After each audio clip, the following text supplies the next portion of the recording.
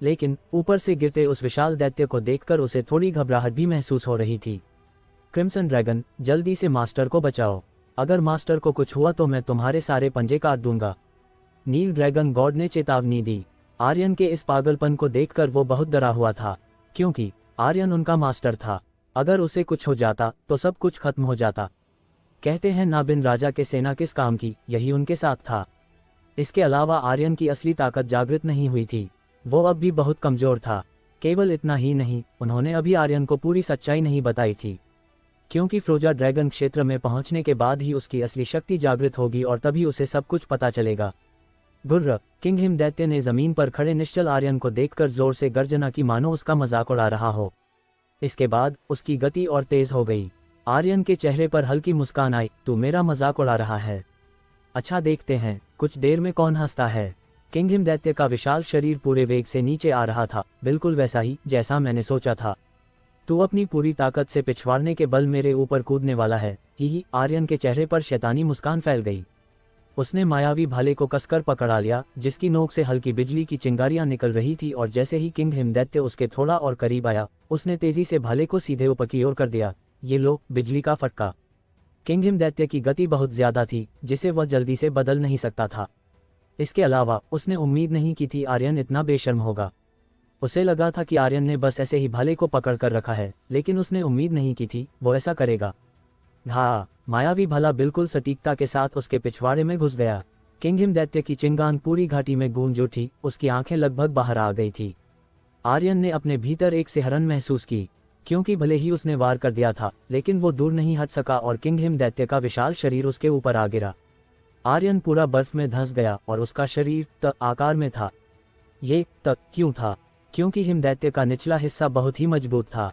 आर्यन को बहुत दर्द हो रहा था, मगर किंग हिम दैत्य के मुकाबले ये कुछ नहीं था।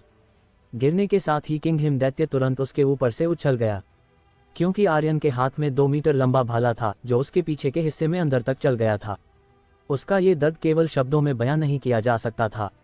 और ये तो बस शुरुआत थी। आर्यन ने बर्फ के ढेर से बाहर निकलते ही हंसते हुए कहा, तुम मेरा मजाक उड़ा रहे थे न? क्या तुम्हें लगता है कि तुम इसके लायक हो?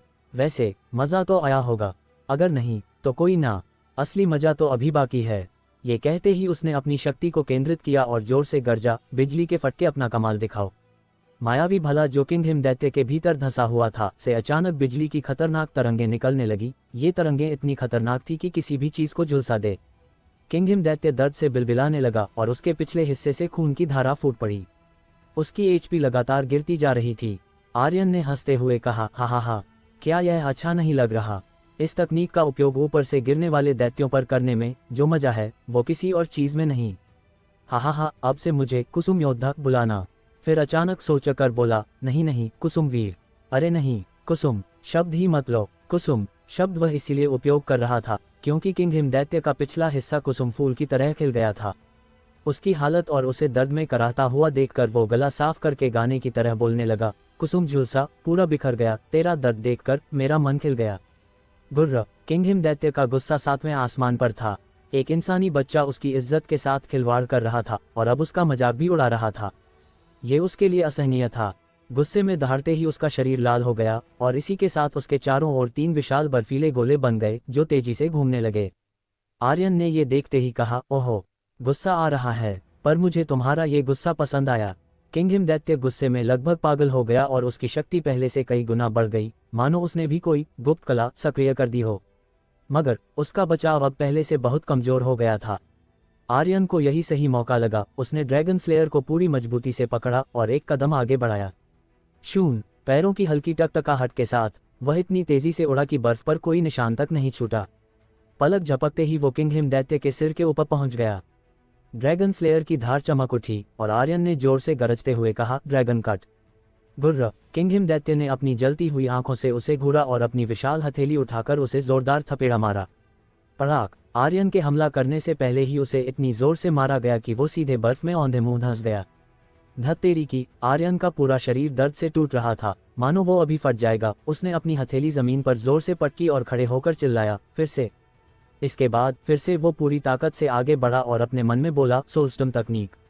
16 गुना शक्ति के साथ उसके शरीर के हर हिस्से में एक नई ऊर्जा दौड़ने लगी और ड्रैगन स्लेयर को घुमाते हुए उसने अपनी पूरी ताकत से हमला किया। Dark dragon god slash. King हिमदैत्य ने फिर से अपनी हथेली से वार किया और इस बार भी उसकी गति आर्यन से अधिक तेज थी, लेकिन इस बार आर्यन का वार खाली नहीं गया। उसकी ब्लेड पूरी ताकत से किंग हिमदैत्य से टकराए। 9998। आर्यन ने खुद की सुरक्षा की परवाह किए बिना हमला किया था। परिणामस्वरूप उसे फिर से जोरदार झटका लगा और वह दूर जा गिरा। आखिर ये दैत्य कितना ताकतवर है, मेरा शरीर लगभग बिखरने वाला है। लेकिन आर्यन ने अपने सीने में उमड़ते खून को जबरन रोक लिया और एक गहरी सांस लेते हुए कहा, अब सीधी टक्कर लूंगा, आओ। वह फिर से दौड़ा और इस बार और अधिक ताकत के साथ हमला किया, लेकिन एक बार फिर झटके से दूर जाकर गिरा। वो लगातार ऐसा ही करने लगा। आर्यन की संघर्ष शैली 7 घावों की मुट्ठी जैसी थी, जहां दुश्मन को भारी नुकसान पहुंचाने के लिए खुद को भी कष्ट उठाना पड़ता था। यही आर्यन का मार्ग था, कभी ना रुकने वाला, सदैव आगे बढ़ने वाला। बर्फीली हवाओं की सरसराहट अब एक अजीब सन्नाटे में बदल चुकी थी। एक मिनट गुजरता जा रहा था और लड़ाई को लगभग 1 घंटा होने को था। सफ़ेद बर्फ अब लाल हो चुकी थी, जमीन पर दरारें और गड्ढे बन चुके थे। आर्यन ने फिर से अपनी लड़खड़ाती टांगों को संभालते हुए बर्फीली जमीन से उठने की कोशिश की। उसकी सांसें भारी हो रही थीं, पूरा शरीर खून और जख्मों से भरा था, लेकिन उसकी आंखों में अब भी धधकती हुई ज्वाला थी, जो किसी भी कीमत पर बुझने वाली नहीं थी। सामने खड़ा किंग हिमदैत्य भी बुरी तरह लहूलुहान था। उसकी विशालकाय काया पर गहरे घाव दिख रहे थे। आर्यन के होंठों पर हल्की मुस्कान आई। वह जानता था कि अब ये लड़ाई अपने अंतिम पड़ाव पर थी। उसने एक और आत्मविस्फोटक पिल निकाली और बिना किसी झिझक के उसे निगल लिया। पिल के असर से उसके शरीर में अचानक गर्मी दौड़ पड़ी। उसकी नसें एक बार फिर ऊर्जा से भर गईं। उसने धीरे धीरे अपनी ब्लेड ड्रैगन स्लेयर को कसकर पकड़ा और फुसफुसाया, चलो अब इसे खत्म करते हैं।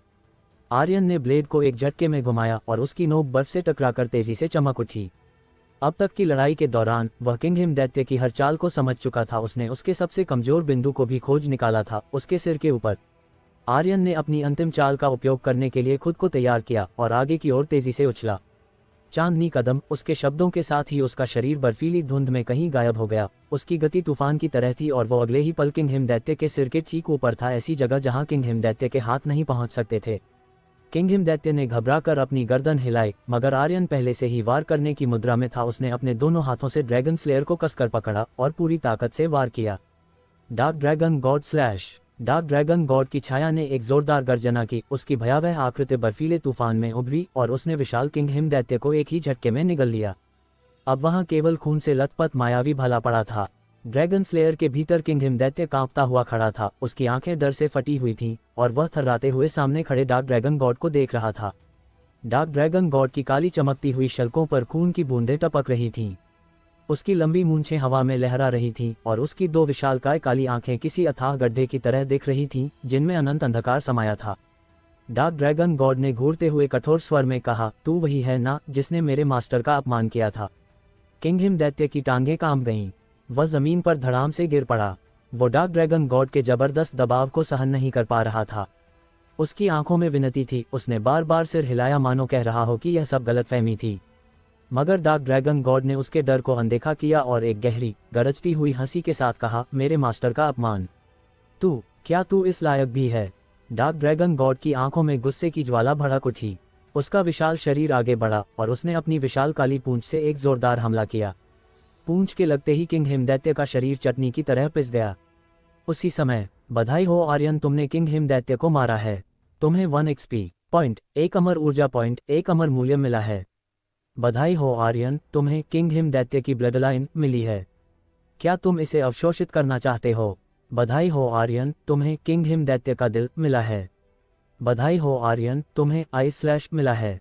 बधाई हो आर्यन, तुम्हें 1000 वर्षीय आइस क्रिस्टल मिला है। किंग हिमदैत्य के मरते ही सिस्टम की लगातार कई आवाजें गूंजी और फिर मिशन पूरा होने की आवाज आई। बधाई हो आर्यन, तुमने 1000 हिमदैत्यों को मारकर अपना मिशन पूरा कर लिया है। तुम्हें 3 लाख XP पॉइंट्स और 3000 अमर ऊर्जा पॉइंट्स मिले हैं।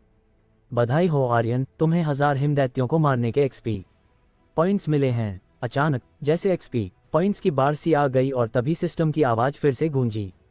बधाई हो आर्यन, तुम्हारी शक्तियों का एक लेवल बढ़ गया है। वर्तमान स्तर 6ठे लेवल का उद्यमवीर। जैसे ही वो अगले लेवल पर पहुंचा, उसके सभी घाव अपने आप ठीक हो गए। उसकी HP और अमर ऊर्जा पूर्ण रूप से भर गई। आर्यन ने अपनी मुट्ठियां कसकर बंद की। उसकी नसों में नई शक्ति दौड़ रही थी। उसने एक गहरी सांस छोड़ी और अपने भीतर की शक्ति को महसूस किया। शानदार, अब मैं और भी शक्तिशाली हो गया हूँ। तभी, बधाई हो आर्यन, तुमने दूसरे लेवल का मिशन सक्रिय कर दिया है। हिमनगरी को खोजो। मिशन स्तर ए, समय सीमा 2 घंटे, पुरस्कार 1,00,000 एक्सपी पॉइंट्स, 1000 अमर ऊर्जा पॉइंट्स और तीसरे लेवल का मिशन सक्रिय होगा। आर्यन ने मन ही मन सोचा, हिमनगरी, इसका मतलब है कि इस हिम क्षेत्र में कोई प्राचीन नगर भी मौजूद है। हालांकि अभी उसे इस मिशन से ज्यादा अपनी परीक्षा की चिंता थी। वो अभी भी सप्तचक्र महाविद्यालय की परीक्षा में था। हर परीक्षा की एक समय सीमा होती थी। अगर वो उस सीमा को पार कर देता तो वो परीक्षा में असफल हो जाता। और सबसे बड़ी समस्या ये थी कि वो इस रहस्यमयी जगह में अकेला परीक्षार्थी था। उसे कोई अंदाजा नहीं था कि बाकी लोगों की परीक्षा कैसी चल रही है या उनकी क्या स्थिति है।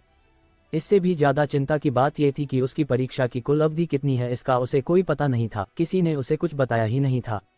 बस परीक्षा की शुरुआत में एक बूढ़े आदमी की नज़रों से वह समझ गया था कि समय की चिंता करना व्यर्थ है, क्योंकि उन्हें उम्मीद थी कि वो इस जगह से कभी जिंदा बाहर नहीं निकल पाएगा। इसमें कोई संदेह नहीं था कि ये सब स्वर्गसार कुल द्वारा किया गया था। आर्यन ने लंबी सांस ली और खुद से कहा, छोड़ो, अब जब मिशन मिल ही गया है तो इसे पूरा करने से पीछे नहीं हटूंगा।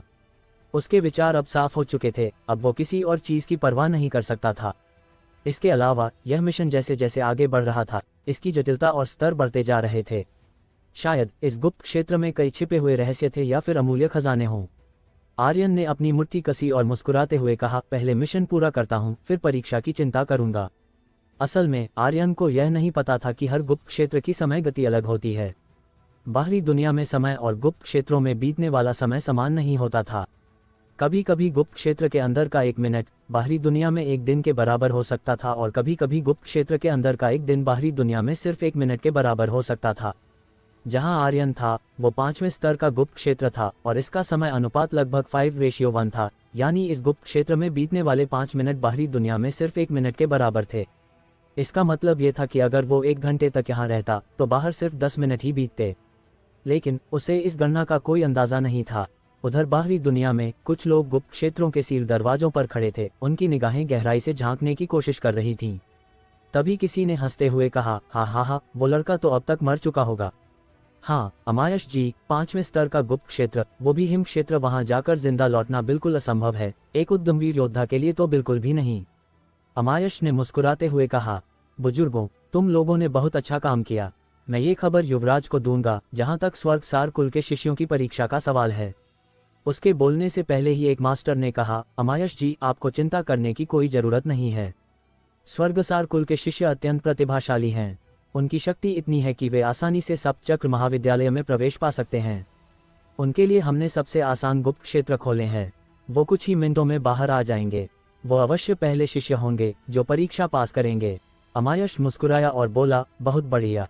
पहले डीमन स्लेयर के प्रकट होने से पूरे अमृतद्वीप में अलग ही हलचल थी। स्वर्गसार कुल की ख्याता तेजी से आगे बढ़ रही थी। सप्तचक्र महाविद्यालय के बहुत से मास्टर पहले ही स्वर्गसार कुल के सामने घुटने टेक चुके थे और उनके जूते तक चाटने को तैयार थे। यही वजह थी कि उन्होंने स्वर्गसार कुल के शिष्यों को सबसे आसान गुप्त क्षेत्रों में भेजा था। कोई भी उनका विरोध नहीं कर सकता था, क्योंकि वे स्वर्गसार कुल के शिष्य थे। उनके सामने न्याय जैसी कोई चीज नहीं थी। क्या 5वें स्तर के गुप्त क्षेत्र में तीव्र उथल पुथल हो रही है, तो इसका मतलब है कि यंग मास्टर, जैसे ही रुद्रसेन को खबर मिली, उससे और नहीं बैठा गया, नहीं, मुझे गुप्त क्षेत्र में जाना ही होगा। उसकी आंखें गुस्से में जल उठी थी। हालांकि उनके मालिक ने उन्हें आर्यन की परीक्षा में हस्तक्षेप न करने की हिदायत दी थी, लेकिन सप्तचक्र महाविद्यालय आर्यन के साथ अन्याय कर रहा था। वे सिर्फ उसे कठिनाइयां नहीं दे रहे थे, बल्कि उसकी जान लेना चाहते थे। अगर ऐसा था तो रुद्रसेन अब और सहन नहीं कर सकता था। वो तुरंत हवा में गायब हुआ और पलक झपकते ही हिम क्षेत्र के द्वार पर पहुंच गया। यहाँ का प्रभारी कौन है? उसकी गंभीर आवाज गूंजी। एक बूढ़े मास्टर की आंखें ठिठक गईं जब उसने रुद्रसेन को देखा। उसने कहा, मैं हूँ। रुद्रसेन ने उसकी ओर ठंडे भाव से देखा और कहा, तुरंत हिम क्षेत्र के दरवाजे को खोलो, मुझे अंदर जाना है। बूढ़े मास्टर ने थोड़ी झिझक के साथ कहा, सुप्रीम मास्टर, अभी परीक्षा चल रही है, इसलिए हम गुप्त क्षेत्र नहीं खोल।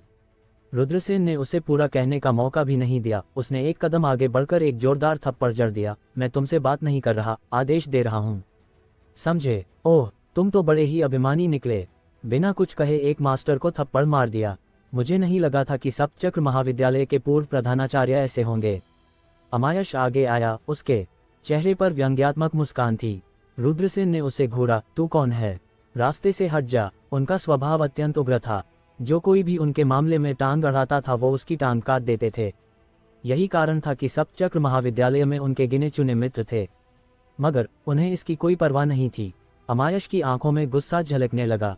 उसने ठंडे स्वर में कहा, तुम पूछ रहे हो कि मैं कौन हूँ? मैं वह व्यक्ति हूँ जो सभी गुप्त क्षेत्रों को नियंत्रित कर सकता है। मैं इस परीक्षा का मुख्य निरीक्षक हूँ और मैं साफ शब्दों में कह रहा हूँ कि कोई भी गुप्त क्षेत्र नहीं खुलेगा। रुद्रसेन का धैर्य जवाब दे रहा था, लेकिन अमायश और भी अहंकारी था। उसे रुद्रसेन का कोई डर नहीं था, क्योंकि वो किसी भी कीमत पर आर्यन को बचाने का कोई मौका नहीं देना चाहता था। रुद्रसेन की आंखें गुस्से से जल उठीं। उन्होंने गंभीर स्वर में कहा, शायद बाकी लोग तुम्हारे स्वर्गसार कुल से डरते होंगे, लेकिन मैं नहीं। अमायश ने हंसते हुए जवाब दिया, हो सकता है कि दूसरे तुमसे डरते हो रुद्रसेन, लेकिन मैं नहीं। आखिर तुम किस मुंह से गुप्त क्षेत्र का दरवाजा खोलना चाहते हो? क्या तुम महाविद्यालय के एक मास्टर हो, या फिर तुम अब भी खुद को प्रधानाचार्य समझते हो? तुम बस एक पूर्व प्रधानाचार्य थे, अब तुम्हारे पास कोई अधिकार नहीं है पूर्व प्रधानाचार्य, समझे? अमायश का स्वर तीखा और अपमानजनक था। उसने पहले ही अंदाजा लगा लिया था कि रुद्रसेन बीच में जरूर आएगा, इसीलिए उसने पूरी तैयारी कर ली थी। पहले जब स्वर्ग सारकुल को कुचला गया था तब वो तैयार नहीं थे, पर इस बार ऐसा नहीं होगा। इस बार वो सिंह परिवार को कोई भी मौका दिए बिना पूरी तरह से कुचल देंगे। अमायश ने व्यंग्य किया, रुद्रसेन, आखिर तुम सिंह परिवार के कुत्ते क्यों बने हुए हो? तूने क्या कहा? रुद्रसेन भड़क उठा। उसके शरीर से गहरी शक्ति लहराने लगी, मानो कोई गुस्सैल बाघ गुर्रा रहा हो। उसकी आंखों में घोर अंधकार था। उसने अमायश को घूरते हुए कहा, आज मैं तुझे दिखाऊंगा कि मैं कौन हूं। उसके हाथ झटके से चले, जिससे हवा में भी धमाके होते हुए नजर आए, और फिर रुद्रसेन ने अमायश पर एक भीषण घूंसा छोड़ दिया। लेकिन अमायश के होठों पर हल्की मुस्कान उभर आई, जैसे सब कुछ उसकी योजना के तहत ही हो रहा था। उसके शरीर से कोई भी शक्ति नहीं निकली। उसकी आंखों में उपेक्षा और घमंड था। वो बिल्कुल भी पीछे नहीं हटा, मानो उसे कोई भी चिंता नहीं थी। जैसे ही रुद्रसेन की मुट्ठी उसके पास पहुंची, अचानक एक गहरी और प्रचंड शक्ति उभरी, मानो किसी प्राचीन हाथी ने गर्जना की हो। रुको! एक तेज आवाज गूंज उठी, जिसने रुद्रसेन के हमले को रोक दिया। रुद्रसेन ने एक कदम पीछे लिया, उसकी आंखें संकीर्ण हो गईं। सूर्य प्रताप, सप्तचक्र महाविद्यालय का वर्तमान प्रधानाचार्य सूर्य प्रताप। वो न केवल रुद्रसेन का कनिष्ठ दोस्त था, बल्कि उसके पास काल कछुआ रक्षा शक्ति थी। उसकी शक्ति किसी से कम नहीं थी। जब से उसने सप्तचक्र महाविद्यालय के प्रधानाचार्य का पद संभाला था, अमर महल की खास कृपा उस पर बनी हुई थी। उसे असंख्य संसाधन प्राप्त हुए थे, जिससे उसकी शक्ति पहले से भी अधिक रहस्यमय और असीम हो गई थी। सूर्य प्रताप धीरे धीरे बाहर आया और वातावरण में गंभीरता छा गई। उसने गहरी आवाज में कहा, बड़े भाई, बस बहुत हुआ। रुद्रसेन ने अमायश की ओर देखा, जिसका चेहरा विजयी मुस्कान से भरा था। उसे उसका चेहरा देखकर और ज्यादा गुस्सा आ रहा था। अमायश को पहले से ही रुद्रसेन के उग्र स्वभाव का अंदाजा था। बस जरा सी बात पर वो भड़क सकता था, इसलिए वो पहले ही सूर्य प्रताप को बुलवा चुका था, ताकि रुद्रसेन को नीचा दिखाया जा सके। रुद्रसेन ने ठंडी आवाज में कहा, अगर तुम मुझे अपना बड़ा भाई मानते हो तो बताओ कि क्या तुमने खुद ये आदेश दिया कि हिम क्षेत्र का द्वार खोला जाए? क्या तुम्हें पता भी है कि 5वें स्तर के गुप्त क्षेत्र को परीक्षा के लिए उपयोग करने के क्या परिणाम हो सकते हैं? सूर्य प्रताप ने शांत स्वर में जवाब दिया, परिणाम? ये सोचना मेरा काम है, तुम्हारा नहीं। और मुझे माफ करना, लेकिन एक बार हिम क्षेत्र का द्वार बंद होने के बाद उसे जब तक नहीं खोला जा सकता, तब तक कि अंदर गया व्यक्ति खुद ना खोल ले। रुद्रसेन की भौहें तन गईं। क्या तुम मुझे मूर्ख समझते हो? सूर्य प्रताप ने गंभीर स्वर में कहा, मैं नहीं जानता कि तुम मूर्ख हो या नहीं, लेकिन महाविद्यालय के अपने नियम हैं और तुम उन्हें अच्छी तरह जानते हो। मुझे उन बेहुदा नियमों का ज्ञान मत दो। मैं तुमसे सीधा पूछ रहा हूं, क्या तुम हिम क्षेत्र का दरवाजा खोलोगे? रुद्रसेन की आवाज तीखी हो गई। सूर्य प्रताप ने दृढ़ स्वर में कहा, नहीं। रुद्रसेन ने गहरी सांस ली, फिर अचानक उसका स्वर बदल गया। इस बार उसमें गहरी विनम्रता थी। छोटे भाई, मैं तुमसे विनती कर रहा हूं। ये पहली बार था जब विनती शब्द रुद्रसेन के मुंह से निकला था। सूर्य प्रताप चौंक गया, क्योंकि रुद्रसेन ने अपने जीवन में कभी भी किसी से विनती नहीं की थी, चाहे कैसी भी गंभीर परिस्थिति क्यों ना हो। ये पहली बार था जब उसने किसी से विनती की थी। सूर्य प्रताप हैरान था, साथ ही वो सोचने लगा, इस आर्यन से रुद्रसेन का क्या संबंध है? उसने कभी सिंह परिवार से कोई नाता नहीं रखा, तो फिर वो इस लड़के के लिए इतनी विनती क्यों कर रहा है? उसी पल अमायश व्यंग्य से हंसा, अगर किसी से विनती करनी है तो उसे सही तरीके से करनी चाहिए। यह विनती करने का कौन सा तरीका है? सूर्य प्रताप का दिल डगमगा गया। क्योंकि अचानक उसके सामने रुद्रसेन ने मुट्ठियां भींचते हुए घुटने टेक दिए और उसने गहरी आवाज में कहा, छोटे भाई, मैं तुमसे विनती करता हूं कि हिम क्षेत्र का दरवाजा खोल दो और मुझे अंदर जाने दो। रुद्रसेन घुटनों के बल झुक गया। ये दृश्य देखकर सूर्य प्रताप को एक झटका सा लगा। वो वास्तव में आर्यन के लिए झुका था। यहाँ तक कि जब उसका सामना अमर महल के बुर्जुग सर्गेश्वर से हुआ था तब भी वो नहीं झुका था, लेकिन अब वो आर्यन नामक उस लड़के के लिए झुक रहा था। उसका ये रूप देखकर हर किसी को गहरा झटका लगा था। हा, अमायश ठहाका मारकर हंसा और रुद्रसेन की ओर उंगली उठाकर बोला, देखा तुमने? सप्तचक्र महाविद्यालय के पूर्व प्रधानाचार्य घुटनों के बल गिर पड़े। हा। उसके साथ खड़े अन्य मास्टर भी ठहाके लगाने लगे। सूर्य प्रताप का चेहरा गंभीर हो गया। उसने गुस्से में गरजते हुए कहा, बस बहुत हुआ। लेकिन अमायश के चेहरे पर अब भी एक कुटिल मुस्कान थी। वो मन ही मन सोच रहा था, युवराज सचमुच अचूक हैं, सब कुछ उनकी योजना के मुताबिक ही हो रहा है। सूर्य प्रताप ने गहरी सांस ली और आदेश दिया, हिम क्षेत्र के द्वार खोल दो। चाहे कुछ भी रुद्रसेन उसके बड़े भाई जैसा था, इसे छोड़ भी दे तो भी वह सप्तचक्र महाविद्यालय का पूर्व प्रधानाचार्य रह चुका था। एक समय में वो इस संस्थान का सम्मान था, और अब जब वह स्वयं उसके सामने झुक गया तो सूर्य प्रताप के लिए उसे अनदेखा करना असंभव था। लेकिन तभी, रुको, अमायश की कुटिल हंसी गूंज उठी। सूर्य प्रताप ने गुस्से में कहा, अब क्या चाहते हो अमायश? अमायश ने तुरंत अपने वस्त्रों में से एक चमकता हुआ टोकन निकाला और मुस्कुराते हुए बोला, मैं कुछ नहीं चाहता, बस ये बताना चाहता हूं कि कोई भी हिम क्षेत्र का दरवाजा नहीं खोलेगा। सूर्य प्रताप की आंखें सिकुड़ गईं। रुद्रसेन के चेहरे का रंग भी बदल गया। अमर महल का सुप्रीम टोकन, अमायश ने गर्व से कहा, सही पहचाना। ये सुप्रीम टोकन बुर्जुग सर्गेश्वर द्वारा प्रदत्त है। इसके अधिकार से मैं सप्तचक्र महाविद्यालय के प्रधानाचार्य को भी पद से हटा सकता हूँ। फिर वो ठंडी हंसी के साथ आगे बोला, लेकिन मैं ऐसा नहीं करना चाहता। इसके बाद उसने अपनी आवाज ऊंची कर ली, जो कोई भी हिम क्षेत्र का द्वार खोलने की जुर्रत करेगा वो अमर महल का शत्रु माना जाएगा। और तुम सभी जानते हो कि इसका क्या अंजाम होगा। अमर महल का सुप्रीम टोकन, ये टोकन बुर्जुग सर्गेश्वर की आज्ञा के समान था। अगर किसी ने इसके खिलाफ जाने की हिम्मत की तो उसे अमर महल का दुश्मन माना जाता, और अमर महल का दुश्मन बनने का मतलब था संपूर्ण अमृतद्वीप का दुश्मन बनना। इसका प्रभाव असीम था। सभी लोग उस टोकन को देखकर स्तब्ध रह गए। नावेद, क्या वो सच में बुर्जुग सर्गेश्वर का उत्तराधिकारी बन गया है? सूर्य प्रताप के होंठों से धीरे धीरे ये शब्द निकले।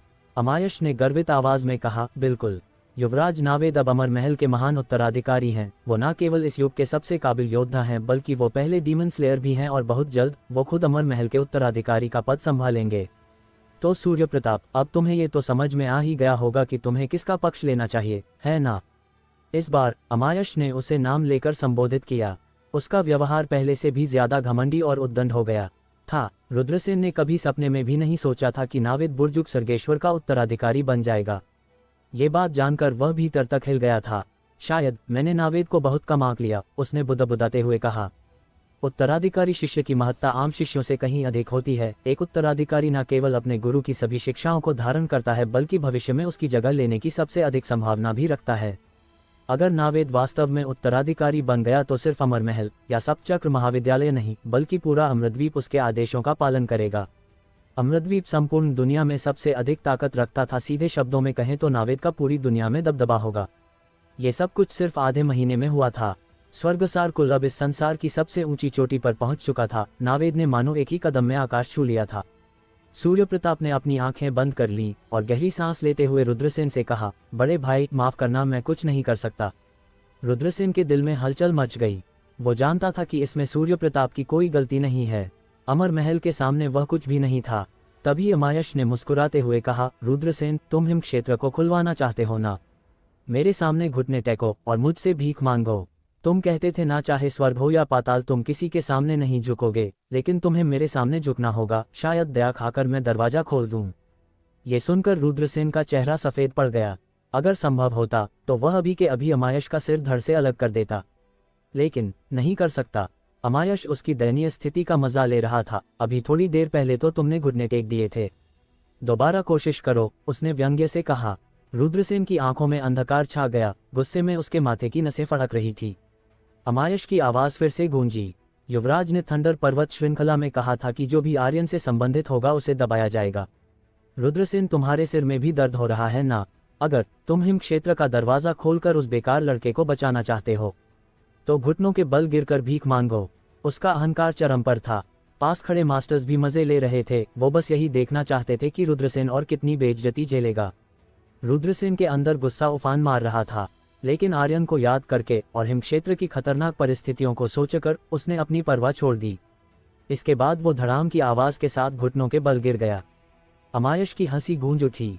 देखा देखा तुम लोगों ने, कैसे पूर्व प्रधानाचार्य मेरे सामने घुटनों पर गिरा है। अब अपना सिर झुकाओ और मेरे सामने माथा टेको। रुद्रसेन ने अपने जबड़े भींच लिए और थक की आवाज के साथ अपना माथा जमीन पर दे मारा। जमीन में गहरी दरारें उभर आई और उसके माथे से खून बहने लगा। अमायश और जोर से हंसने लगा। बस एक बार काफी नहीं है, दोबारा करो। ठक, इस बार पत्थर टूट गया। रुद्रसेन का माथा फट चुका था, खून बह रहा था, लेकिन उसे इसकी कोई परवाह नहीं थी। उसने कहा, अब तो ठीक है ना, अब दरवाजा खोलो। अमायश पागलों की तरह हंसने लगा। उसने रुद्रसेन के चेहरे की ओर उंगली उठाई। मैंने तो बस ऐसे ही कहा था, अगर मैं कहूं कि गंदगी खाओ तो क्या वो भी खाओगे? हिमक्षेत्र को खुलवाना चाहते हो? हा हा हा, सपने देखो। न केवल वो लड़का अंदर मरेगा, बल्कि जो भी उससे जुड़ा होगा वह भी उसी की तरह मरेगा।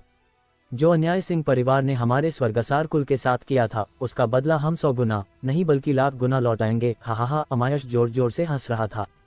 उसका हिमक्षेत्र खोलने का कभी कोई इरादा था ही नहीं। वो चाहता था कि आर्यन अंदर ही मर जाए। रुद्रसेन का गुस्सा 7वें आसमान पर पहुंच गया। गुस्से से उसकी नसें तन गईं। वो झटके से खड़ा हुआ और एक कदम आगे बढ़ाया। उसकी जबरदस्त आभा ने अमायश पर ऐसा दबाव डाला कि उसकी सूरत पीली पड़ गई। उसकी ताकत रुद्रसेन के सामने कुछ भी नहीं थी। वह इस तरह के प्रचंड दबाव को सहन नहीं कर सकता था। धड़ाम की तेज आवाज के साथ वो घुटनों के बल गिर पड़ा। उसके घुटनों की हड्डियां मानो चटकने वाली थीं और दर्द से उसका पूरा चेहरा बिगड़ गया। वो चिल्लाया, रुद्रसेन, क्या तुम अमर महल से बगावत कर रहे हो? क्या तुम सुप्रीम टोकन के विरुद्ध जाना चाहते हो? हाँ, मैं बगावत कर रहा हूँ। रुद्रसेन जोर से गरजा और बिना एक पल गंवाए अपना घूंसा अमायश के सिर की ओर झोंक दिया। उसने दांत भींचते हुए कहा, कोई मेरे सामने चालाकी दिखाए, ये मुझे कतई बर्दाश्त नहीं है। उसकी आभा इतनी जबरदस्त थी कि वो किसी गुस्सैल शेर के समान लग रहा था, जो अपना जबड़ा खोलकर अपने शिकार को चीरने ही वाला था। अमायश इतना डर गया कि उसका पूरा शरीर कांपने लगा और डर के मारे उसकी पतलून गीली हो गई। उसने लगभग रोते हुए कहा, माँ, मुझे बचाओ, उसे रोको। सूर्य प्रताप, इसे रोको, मैं तुम्हें आदेश देता हूँ। उसका दिमाग पूरी तरह से डर से सुन्न पड़ गया था। उसने कभी सपने में भी नहीं सोचा था कि रुद्रसेन सच में पागल है। यहाँ तक कि उसे सुप्रीम टोकन की शक्ति की भी कोई परवाह नहीं थी। यह पागलपन नहीं तो और क्या था? सूर्य प्रताप के मन में उथल पुथल मची थी। जब रुद्रसेन का मुक्का अमायश के सिर से बस 1 इंच दूर था, तभी उसने अपनी शक्ति छोड़ दी। अमायश के माथे के ठीक सामने एक पारदर्शी दीवार उभरी, जिससे टकराकर रुद्रसेन का मुक्का रुक गया। सूर्य प्रताप ने शांत स्वर में कहा, बड़े भाई, रुक जाए। भले ही रुद्रसेन का मुक्का उस पारदर्शी दीवार से रुक गया, लेकिन उसके टकराने से पूरे माहौल में एक भयानक कंपन पैदा हो गया था। वहां खड़े मास्टर्स उस आभा से कांपने लगे। वो इसे सहन नहीं कर सकते थे। रुद्रसेन गरजा, मुझे शांत रहने के लिए मत कहो। अचानक उसका शरीर धुंधला हुआ और वो हवा में गायब हो गया। अब अमायश की आंखों में डर की चरम सीमा थी। ये आदमी पूरी तरह से पागल है। सूर्य प्रताप, मारो इसे, जल्दी मारो। रुद्रसेन की आभा गायब होते ही सूर्य प्रताप की शक्ति फिर से उभरी और उसने अमायश की रक्षा के लिए खुद को आगे कर दिया। दोनों हाथ आगे बढ़ाकर उसने फिर से कहा, बड़े भाई, शांत हो जाए, आप बहुत बड़ी गलती करने जा रहे हैं। रुद्रसेन की मुट्ठी कड़क उठी। उसका वार सीधे सूर्य प्रताप की हथेलियों से टकराया, जिससे हर तरफ शक्तियों के विस्फोट होने लगे। अगर सूर्य प्रताप वक्त रहते बीच में न आया होता तो अमायश की हड्डियां चकनाचूर हो गई होती। अब अमायश जमीन पर पड़ा थर थर कांप रहा था। उसने कभी भी इतना डर महसूस नहीं किया था। रुद्रसेन पूरी तरह से पागल था। उसने चीख कर कहा, चाहे ये कितनी भी बड़ी गलती क्यों ना हो, मुझे कोई परवाह नहीं। इस कुत्ते ने मुझे चालाकी दिखाई, मैं इसे मारकर ही रहूंगा। वो गुस्से में तमतमाया हुआ था। इस वक्त उसे अमर महल के किसी फरमान की कोई परवाह नहीं थी। चाहे बुजुर्ग सर्गेश्वर ही क्यों ना आ जाए, वो हमला जरूर करता। वहीं सूर्य प्रताप के मन में भारी चिंता थी। अगर अमायश मर गया तो रुद्रसेन को अमर महल हर हाल में खत्म कर देगा।